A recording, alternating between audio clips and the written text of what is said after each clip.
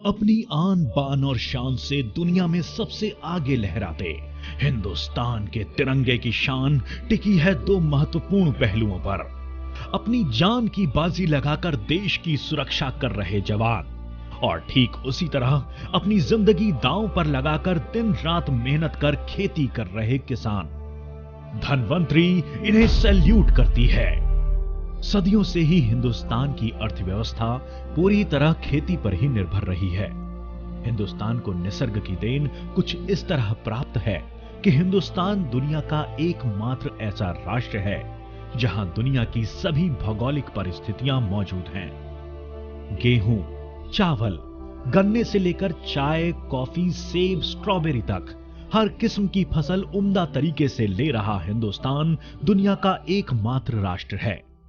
यही कारण है कि कभी हिंदुस्तान को सोने की चिड़िया भी कहा जाता था, किंतु आज 21वीं सदी में परिस्थिति बदल चुकी है। हीरे मोती सोना उगलने वाली हिंदुस्तान की धरती बंजर बन चुकी है। पूरे देश को जिन पर नाज है, हिंदुस्तान के वही किसान आज कर्ज में डूबे नजर आ रहे हैं। उनके लिए अपना घर परिवार चलाना मुश्किल हो रहा है। किसानों के बिगड़े हालात खुदकुशी करने तक पर मजबूर कर रहे हैं। क्या कारण है? अकाल, सूखा या अतिवृष्टि? इन नैसर्गिक आपदाओं पर तो हमारा कोई जोर चल ही नहीं सकता। अपनी मेहनत और अनुभव के साथ पीढ़ी दर पीढ़ी खेती कर रहे किसानों के लिए प्रकृति का प्रकोप, सूखा या बाढ़ कोई नई बात नहीं। फिर आज ये खुदकुशी के हालात क्यों? गहराई से सोचा जाए तो हिंदुस्तान के किसानों की मजबूरी के अन्य कई कारण नजर आते हैं, जिसमें सबसे प्रमुख और महत्वपूर्ण कारण है हिंदुस्तान के किसानों में शिक्षा की कमी। किसानों की इस मजबूरी का फायदा बाजार में मौजूद कंपनियों ने उठाया। आधुनिक तकनीक, जल्द पैदावार, दोगुनी पैदावार, इस नाम पर भयंकर रासायनिक खाद, रासायनिक कीटनाशक इन कंपनियों ने किसानों के हाथ में थमा दिए। और हुआ भी कुछ ऐसा ही। नाइट्रोजन, फास्फोरस, पोटेशियम इनकी तीव्र मात्रा के साथ ही खेती की पैदावार तेजी से बढ़ गई। किसानों को पैसा नजर आने लगा। किसानों में आज भी यह होड़ नजर आती है कि पड़ोसी किसान अगर 10 बोरी खाद इस्तेमाल करेगा तो मैं 20 बोरी खाद डालूंगा। इससे पैदावार में कुछ सालों तक इजाफा जरूर मिल भी रहा है, लेकिन आंखों पर पट्टी बांधा यह किसान नहीं जानता है कि शायद वो अपनी धरती मां को धीरे धीरे बंजर बना रहा है। शायद आने वाली अगली पीढ़ी इसी जमीन में कोई भी फसल नहीं ले सकेगी। भयंकर कीटनाशक, रासायनिक खाद की लत लग चुका किसान शायद ये नहीं जानता कि जहरीले कीटनाशकों से भरी उसकी फसल, सब्जियां सैकड़ों बीमारियों का कारण बन रही हैं।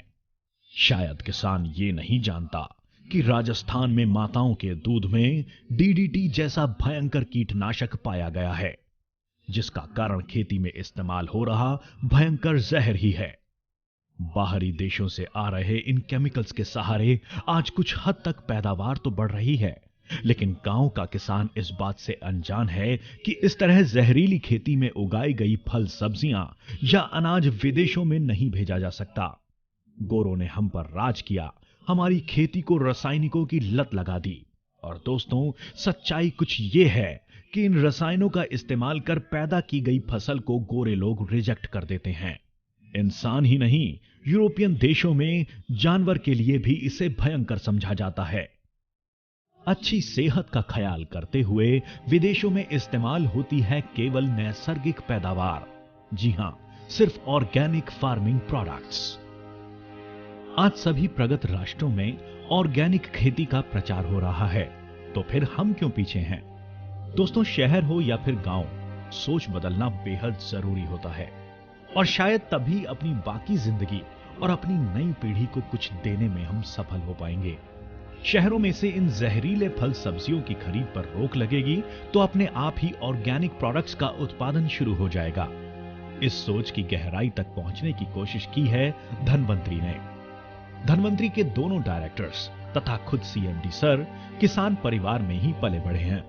खेती और किसानों की परेशानियों की इन्हें पूरी समझ है और इसीलिए धनवंतरी ने ऑर्गेनिक फार्मिंग पर गहरा संशोधन किया है।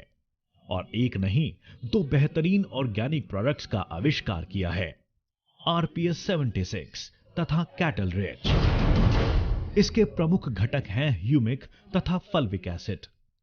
हजारों वर्ष पूर्व जमीन की उलटपलट के साथ कनाडा, कैलिफोर्निया और अमेरिका के कई इलाकों में घने जंगल धरती में समा गए। हजारों सालों तक इस पर जमीन की परत चढ़ती गई। धरती के नीचे गहराई में इन जंगलों का मलबा ह्यूमस में बदल गया।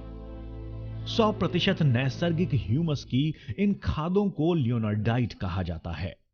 20 फीट से अधिक गहराई से लिया गया यही शुद्ध लियोनार्डाइट आरपीएस 76 है।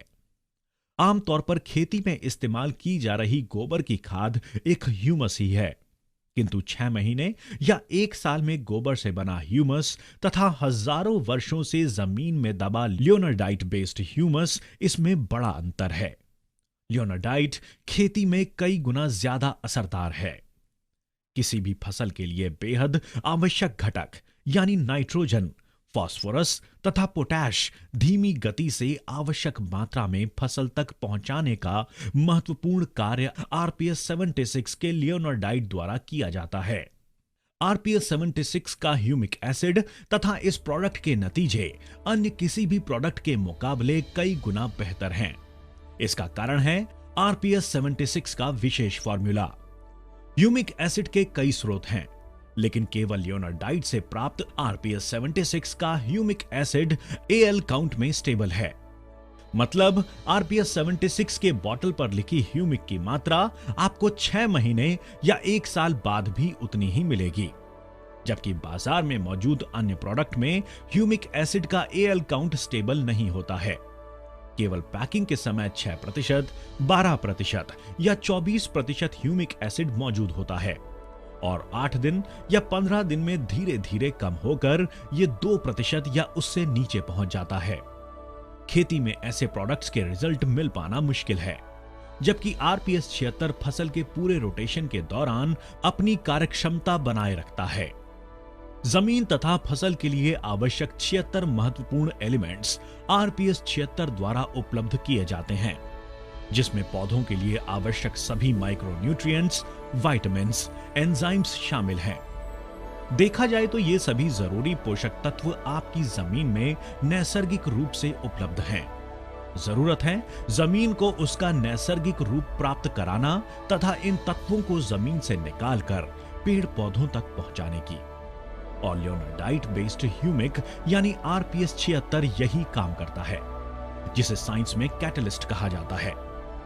महत्वपूर्ण घटक एनपीके तथा कैल्शियम, मैग्नीशियम, सल्फर, इनके अलावा सभी माइक्रोन्यूट्रिएंट्स जैसे कि iron, boron, zinc, copper, molybdenum आदि सभी पोषक तत्वों की उपलब्धता आरपीएस 76 द्वारा फसल को की जाती है। आरपीएस 76 के प्रयोग से डालियों की मूली की संख्या बढ़ती है, मूलियां गहराई तक पहुंचती हैं, फसल तक ज्यादा से ज्यादा पोषक तत्व पहुंचाने में मदद मिलती है, पैदावार बढ़ती है। इन सबके अलावा आरपीएस 76 के बैक्टीरियल कल्चर में कुछ ऐसे नेचुरल इंग्रेडिएंट शामिल किए गए हैं जिससे पौधों की रोग प्रतिकार क्षमता नैसर्गिक रूप से बढ़ जाती है। नतीजतन भयंकर पेस्टिसाइड्स के इस्तेमाल पर, इनके दुष्परिणामों पर, पेस्टिसाइड्स के खर्च पर नियंत्रण मिलता है। केवल 5 मिली आरपीएस 76 के साथ 1 किलोग्राम बीज प्रक्रिया करने पर किसी वैक्सीन यानी टीके की तरह काम करता है। जर्मिनेशन तो बढ़ता ही है, साथ ही इन बीजों से पैदा हुए पौधों की इम्यूनिटी मजबूत बनती है। फसल चाहे कोई भी हो, 1 एकड़ के लिए बस 1 लीटर आरपीएस 76 काफी है। स्प्रेइंग यानी छिड़काव में प्रति लीटर 2 मिली आरपीएस 76 यानी 15 लीटर के पंप में 30 मिली आरपीएस 76 इस्तेमाल करना चाहिए। कृपया किसी केमिकल फर्टिलाइजर या पेस्टिसाइड के साथ मिलाकर आरपीएस 76 का छिड़काव न करें। केमिकल इस्तेमाल के बाद करीबन 4 दिन का अंतर जरूरी है। अगर ग्रीन हाउस की बात की जाए तो फसल की मूली पर गांठ यानी नेमाटोइड्स का अटैक एक आम परेशानी है, जिसके कारण मूली द्वारा पोषक तत्वों का एब्जॉर्प्शन करने में रुकावट आ जाती है। पौधों की ग्रोथ रुक जाती है, फ्लावरिंग झड़ने लगती है। किसानों की नजरों में आ रही फसल अचानक से कम हो जाती है। यह किसी कैंसर से कम नहीं। दुनिया के बड़े बड़े कृषि वैज्ञानिक दवाइयां निमाटोइड्स के आगे घुटने टेक चुके हैं। यहां धन्वंतरी का आरपीएस 76 अपना मिरेकल दिखाता है। जी हां, आरपीएस 76 में मौजूद करीब 36 इंग्रेडिएंट्स नीमाटोइड्स के खिलाफ असरदार हैं। नीमाटोइड्स पर रोक लगती है और सबसे महत्वपूर्ण यानी आरपीएस 76 इन पौधों में मूल्यों की संख्या बढ़ाता है, जिससे पोषण मूल्यों का एब्सॉर्प्शन नॉर्मल हो जाता है, बढ़ता है। आरपीएस 76 के इस्तेमाल से पौधों में आयन एक्सचेंज कैपेसिटी उम्दा तरीके से बढ़ जाती है, जिससे फ्लावरिंग बढ़ती है। अल्टीमेटली प्रोडक्शन यानी उत्पादन 20 से 25% बढ़ जाता है। आरपीएस 76 के इस्तेमाल से इस बढ़े हुए उत्पादन में और एक बात महत्वपूर्ण है। आपका उत्पादन अब केमिकल रहित यानी कि पूरी तरह ऑर्गेनिक है, जिसका बाजार मूल्य अधिक है। आपका उत्पादन अब एक्सपोर्ट के भी काबिल है। और क्या फायदे हैं आरपीएस 76 के? एक अच्छी फसल के लिए उपजाऊ जमीन बेहद जरूरी है। कई वर्षों से भयंकर रसायनों के इस्तेमाल से बंजर बन चुकी जमीन को रेजुवेनेट यानी फिर से उसका मूल स्वरूप प्राप्त कराने का महत्वपूर्ण कार्य आरपीएस 76 द्वारा किया जाता है। जमीन नर्म बनती है। आरपीएस 76 के इस्तेमाल से जमीन का पीएच तथा वाटर होल्डिंग कैपेसिटी में इजाफा नजर आता है। जमीन, फसल तथा किसान इन सभी के लिए आरपीएस 76 पूर्ण रूप से सुरक्षित है। बाजार में उतारने से पहले भारत के विभिन्न राज्यों में विभिन्न भौगोलिक परिस्थितियों पर सैकड़ों अलग अलग किस्मों की फसलों पर आरपीएस 76 की सफल जांच की जा चुकी है।